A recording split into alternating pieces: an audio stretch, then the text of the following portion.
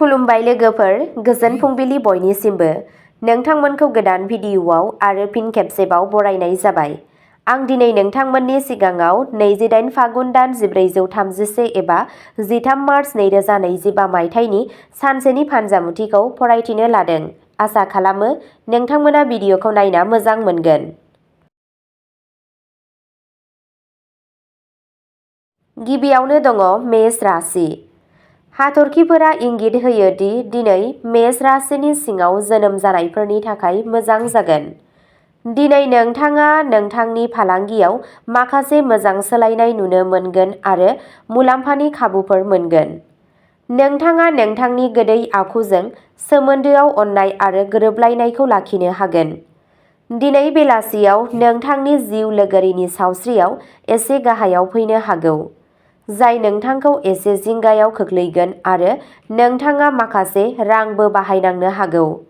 फरायसाफोरा आनजादनि थाखाय थियारि जानो थाखाय दिनै गोब्राब खामानि मावनांगोन। नोंथाङा धोरोमारि बोसोनारि आरो धोरोमारि आयदाफोराव गोसो होगोन।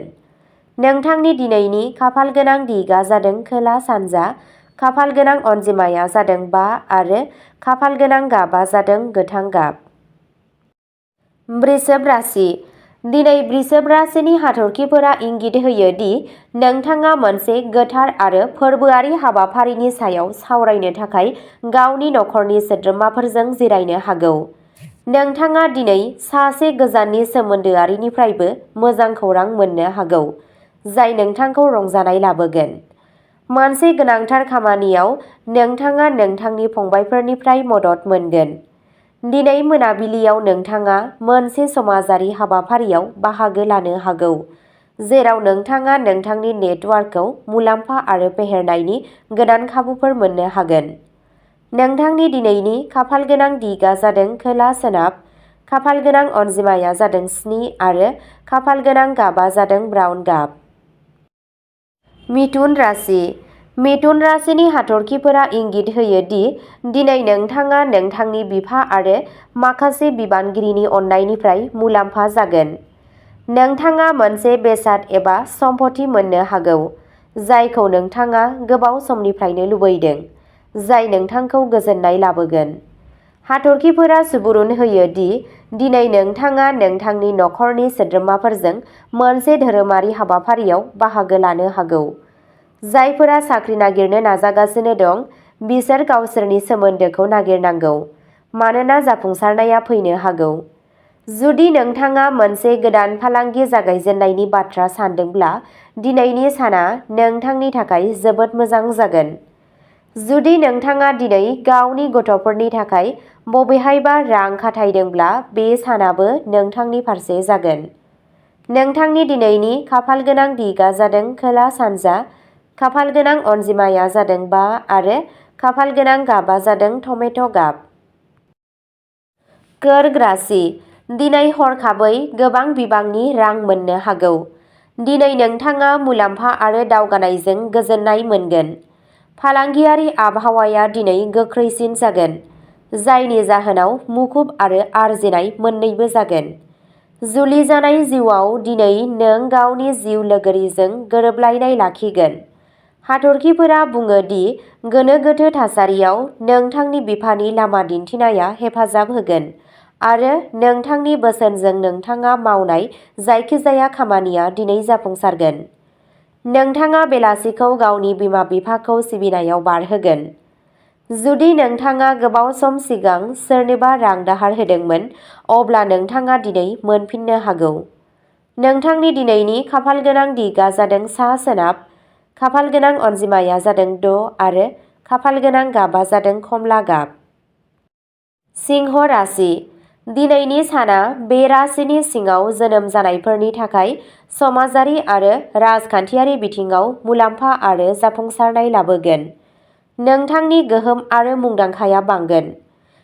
जुदि नोंथाङा दिनै माबाफोर थिरांथा लानांगौ जायो, अब्ला सोलोजों आरो गोसो गोनाङै बेबादि खालाम आरो गुबुनफोरजों गोहोम खोख्लैनो नाङा, मानोना बेयो नोंथांनि थाखाय जेंनानि मोगा-मोगि जानो हागौ। गुबुन हादोरफोरजों सोमोन्दो थानाय फालांगियाव लोब्बा थानाय सुबुंफोरा दिनै राङारि खहाजों मोगा-मोगि जानो हागौ। नाथाय नोंथाङा गावनि सावस्रिनि बागैबो सांग्रां जानांगोन, मानोना बेयाव एसे गाहायाव फैनायनि आसा दं। नोंथांनि दिनैनि खाफालगोनां दिगआ जादों सा-सोनाब, खाफालगोनां अनजिमाया जादों 3 आरो खाफालगोनां गाबा जादों गोमो गाब। कन्या राशि। दिनैनि साना सरासनस्रायै कन्या राशिनि सिङाव जोनोम जानायफोरनि थाखाय मोजां जागोन। नोंथांनि नखरारि जेंनाया दिनै मोनसे सुस्रांनाय मोननो हागौ। जुदि नखरनि सासे सोद्रोमानि हाबानि बाथ्रा सावरायनाय जायो, अब्ला दिनै सावरायनाया दावगानो हागौ। जुदि नोंथाङा दिनै नोंथांनि बिहाव-बिखुनजोनिफ्राय सोरनोबा रां दाहार होनांगौ जायो, अब्ला बेबायदि खालामनायनि सिगां मोजाङै सानना नाय, मानोना नोंथांनि रांखौ खोमानायनि खैफोद दं। नोंथांनि नखरनि खरसाया दिनै नोंथांखौ जेंनायाव खोख्लैनो हागौ। जुदि बेबादि जायो, अब्ला बेफोरखौ सामलायनायनि बाथ्रा सान।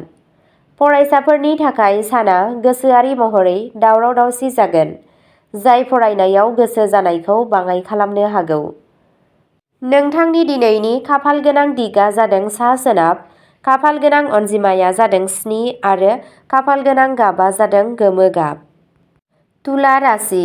हाथरखिफोरा इंगित होयो दि दिनै तुला राशिनि सिङाव जोनोम जानायफोरा जिउनि गुबुन गुबुन बिथिङाव मुलाम्फा आरो मोनफुंनायफोरखौ मोनदांनो हागौ। बाहागोदारियाव खामानि मावग्राफोरा दिनै गावसोरनि बाहागोआरिफोरनिफ्राय मुलाम्फा आरो हेफाजाब मोनगोन। फरायसाफोराबो दिनै गावसोरनि नाजानायनि गेजेरजों जर'खा जाफुंसारनायफोर मोननो हागौ। जुदि नोंथाङा दिनै दावबायनो सानदोंब्ला, नोंथाङा मोजाङै थियारि खालामनांगौ आरो गावनि बेसादफोरखौ जोथोन लानांगौ। दिनै नोंथाङा नोंथांनि जिउ लोगोरिनिफ्राय थोजासे मदद आरो लोगोआरि सोमोन्दो मोननो हागौ। मोजां मोनलायनाय जिउआव दिनै गावजों-गाव हेफाजाब होलायनाय आरो गोरोबलायनाया गोहोम खोख्लैगोन। नोंथांनि दिनैनि खाफालगोनां दिगआ जादों सोनाब, खाफालगोनां अनजिमाया जादों 6 आरो खाफालगोनां गाबा जादों गोथां गाब। वृश्चिक राशि। दिनै थुलुंगा आरो गोहोजों बुंफबनाय जागोन।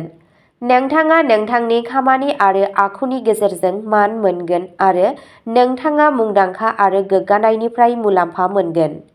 दिनै नोंथाङा नोंथांनि राङारि थासारिखौ गोख्रों खालामनो थाखाय गासैबो हाथाव नाजागोन आरो नोंथाङा बेयाव जाफुंसार जागोन। बेलासिनि सम, नोंथाङा लोगोफोरजों पिकनिक जानो थांनो हागोन आरो रंजानो हागोन। दिनै नोंथाङा नोंथांनि बिबुंथिनि गोदैखौ लाखिनांगोन, नङाब्ला नोंथाङा सोरबा बायजोनि सुबुंजों गोरोबलायै जानो हागौ। दिनै नोंथाङा सासे लोगोखौ मदद खालामनो सिगांबोगोन। नोंथांनि दिनैनि खाफालगोनां दिगआ जादों सानजा, खाफालगोनां अनजिमाया जादों 9 आरो खाफालगोनां गाबा जादों गोसोम आरो गोजा गाब। धनु राशि। हाथरखिफोरा धनु राशिनि सुबुंफोरनि थाखाय इंगित होयो दि दिनै नोंथाङा नखरनि गोनांथियाव रां बाहायगोन आरो सानखौ रंजानो नाजागोन। नाथाय नों नाङै खरसाफोरखौ सामलायनो हागोन आरो आय आरो खरसानि गेजेराव मोनसे समानथाय लाखिनो हागोन। हाथरखिफोरा सुबुरुन होयो दि दिनै नोंनि पार्टनारनो नोंथांनि बोसोन आरो मददनि गोनांथि जागोन। जुदि नोंथाङा दिनै जायखिजाया आयेनारि आयदायाव थांगासिनो दं, अब्ला नोंथांनि गेदेरफोरनिफ्राय बोसोन लानायाव जेबो खहा गैया। बेनिखायनो बिथांमोननि बोसोनखौ खोनासं आरो दिनै बेनि सायाव खामानि माव। दिनै नोंथांनि बिगुमैजों माखासे बाथ्रा दान्थेलायनाय जानो हागौ, बेनिखायनो नोंथांनि बिबुंथि आरो आखुखौ हमथानानै लाखि। नोंथांनि दिनैनि खाफालगोनां दिगआ जादों सा-सानजा, खाफालगोनां अनजिमाया जादों 5 आरो खाफालगोनां गाबा जादों गोजा गाब। मकर राशि। हाथरखिफोरा इंगित होयो दि जुदि नोंथाङा मकर राशि जायोब्ला दिनैनि साना खामानि मावथायाव नोंथांनि थाखाय मोजां जागोन। दिनै नोंथाङा नखराव गोरोबलायनाय लाखिनांगोन, नाथाय जुदि नोंथाङा बबेबा मोनसे थि बिथांखियाव खामानि मावगासिनो दं, अब्ला बेखौ रावजोंबो खोन्था, नङाब्ला बिसोरो नोंथांनि सानस्रिफोरखौ सोलायनो नाजागोन।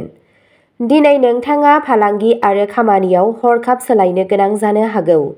जुदि नोंथांनि जिउ लोगोरिजों बाथ्रा दान्थेलायनाय जादों, अब्ला बेबो दिनै जोबगोन।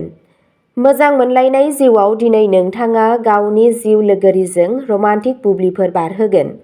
नोंथांनि दिनैनि खाफालगोनां दिगा जादों सानजा, खाफालगोनां अनजिमाया जादों 8 आरो खाफालगोनां गाबा जादों गोथां गाब। कुम्भ राशि। कुम्भ राशिनि नेरसोननि सिङाव जोनोम जानायफोरनि थाखाय दिनैनि साना मोनसे गलाय-गथाय सान जागोन। खामानि मावग्रा फालांगियारिफोरा दिनै गावसोरनि गोजौसिन मावख'गिरिफोरजों गोरोबलायै जानो हागौ, जायखौ बिसोरनि बेरेखा आरो सुथुरफोरा बाहायनो हागौ। सोरखारि साख्रिजों सोमोन्दो थानाय सुबुंफोरा दिनै गावसोरनि खामानियाव बांसिन गोसो होनांगोन, मानोना बियो बिसोरनि थाथायाव मुलाम्फा जानो हागौ। जुदि नोंथाङा सम्पथियाव रां थिसननो नागिरदों, अब्ला सिगाङाव गासैबो बिथिंखौ मोजाङै नायग्रोम, नङाब्ला नोंथाङा खहा जानो हागौ। नखरनि सासे खाथिनि सोद्रोमानि सावस्रिया दिदोम नङैनि थाखाय नोंथाङा गोसोआरि महरै दुखु मोननो हागौ आरो खरसायाबो बांनो हागौ। नोंथांनि दिनैनि खाफालगोनां दिगा जादों साहा, खाफालगोनां अनजिमाया जादों 5 आरो खाफालगोनां गाबा जादों गोजा गाब। मीन राशि। हाथरखिफोरा इंगित होयो दि मीन राशिनि सिङाव जोनोम जानायफोरनि थाखाय दिनै नोंथाङा नोंथांनि दोनथुमनाय सानथांखिफोराव गोसो होनांगोन। गावनि खरसाखौ सामलाय, नङाब्ला नोंथांनि रांबावजाया गोहोम खोख्लैनो हागौ। दिनै नोंथाङा धोरोमारि हाबाफारिफोरावबो बाहागो लानो हायो। नोंथाङा नोंथांनि गथ'फोरनिफ्राय माखासे मोजां खौरां मोननो हागौ, जाय नोंथांखौ खुसि खालामगोन। जुदि सोरजोंबा बाथ्रा दान्थेलायनाय जायो, अब्ला नोंथाङा बाहागो लानायनिफ्राय गोजानाव थानांगौ। दिनै नोंथाङा गावनि बिमा-बिफानिफ्राय मुलाम्फा मोननो हागौ। मोनाबिलियाव गोसो बोनो हाथाव जाग्रा आदार आरो लोंनायनि राहा जानो हागौ। नोंथांनि दिनैनि खाफालगोनां दिगा जादों सोनाब, खाफालगोनां अनजिमाया जादों 3 आरो खाफालगोनां गाबा जादों गोमो गाब। अब्ला दिनैनि राशि फरायथिनाया एसेनोसै। नोंथांमोनहा बेबादिनो सानफ्रोमबोनि फानजामुथिखौ मिथिनो थाखाय चेनेलखौ साबस्क्राइब खालामनानै लादो आरो भिडिअखौ मोजां मोनदोंब्ला अन्नानै लाइक, शेयार आरो कमेन्टबो खालामनानै होलांब्लानो जाबाय। गोजोन्थों।